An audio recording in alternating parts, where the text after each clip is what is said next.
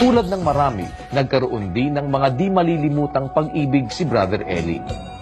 Dalawang babae ang naging bahagi ng kanyang buhay. Nung high school, nagkaroon ako ng isang girlfriend. Siguro buhay pa siya ngayon. Nagkaroon kami ng magandang relasyon. Mahal na mahal niya ako kahit hindi ko siya masyadong mahal. Bandang huli, mahal ko na rin siya. At alam ko namang mahal niya ako dahil after graduation, it took 20 years para siya mag-asawa. Yung isang naging asawa pa ng kasama namin manggagawa Pero siya ang kursunada noon. Alam ni Brad Eli yun. Siya ang kursunada noon. Kaya lang, dahil sa puntong si Brad Eli naman nakapokus talaga sa kanyang pangangaral, sa kanyang pagkamanggagawa, sinakripisyo niya lahat yan. Buhay na may restriksyon. Ganito kung ituring ni Brother Eli ang kanyang sarili, lalo na nang nagpasimula siya sa pangangaral.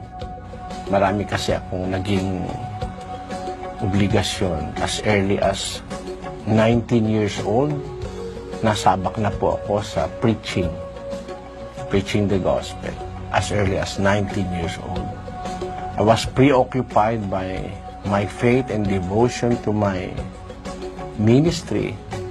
So, masasabi nating hindi ako nagkaroon ng maraming pagkakataon na ma-enjoy yung teenage life. Bilang lalaki, nakakaramdam din yan ng tawag ng pagsinta. Dumaan talaga sa buhay ni kapatid Nelly ayon sa salaysay ng mga nakatatandang kapatid. Lalo pa yung mga nakasama niya sa pang-araw-araw niyang paggawa, naugnay din siya sa isang babae nung kapanahonang siya ay nag-aaral pa. Pero, nung dumating yung pagtawag sa kanya ng Diyos upang mangaral sa Iglesia ng Diyos, sinakripisyo niya ang sarili niyang kapakanan at binigyang daan ang tawag ng Diyos sa kanya upang siya'y maging bahagi ng papalaganap ng salita ng Diyos na siya ngayon, hanggang ngayon, siyang kanyang ginagawa.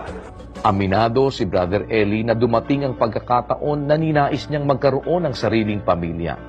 Ngunit kaakibat ng kanyang piniling bukasyon, nakalimutan ang mga pansariling pangarap.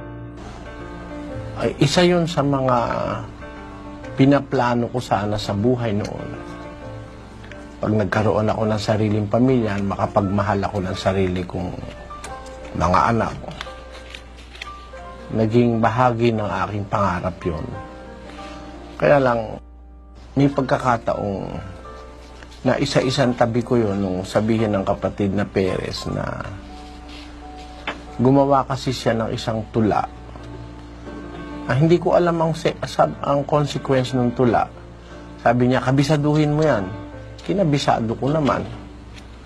Abay, nung kabisaduhin ko, nung kabisado ko na, sabi niya, tulain mo yan sa pasalamat. Pinatula sa akin sa pasalamat. Noong ko nakita, siguro 90% ng kapatiran umiiyak doon sa aking tula. Umiiyak din ako, umiiyak din ang kapatiran. Yung pala isang bahagi ng tula na yun, nagsisilbing parang isang vow na ako'y magiging mangangaral, hindi na ako mag-aasawa. Naalala ko yan. Tinula ni kapatid Eli yan sa pasalamat. At handun ako, isa ako doon sa nakapakinig niyan, nakasaksi niyan. At talagang maiyak ka. Dahil sa tinula niya yan ng may buong pananampalataya, at talagang nandoon ang buong damdamin ng kanyang pagtula. Matatawag nating yun, isang sakripisyo. So pagka lalaki naman si Fredeli, hindi pwedeng sabihin natin ng lalaking-lalaki yun dahil nakikita naman namin sa kanyang pag-uugali na nagkaroon siya ng kasintahan. Tapos, hindi lang mang sila nagkatuluyan dahil sila, kumbaga sakon by Call of Duty. Ganun ang pangyayari sa kanyang buhay dahil nung dumating yun halos sabay na dumating sa kanya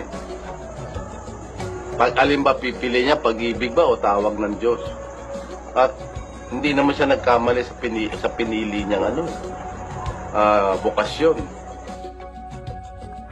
Ang pangyayaring iyon ay nagsilbing isang panata ni Brother Eli sa harap ng Diyos at ng kapatiran.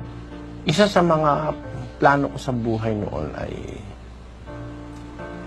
maipakita sa mundo na pwede akong magkaroon ng sariling pamilya.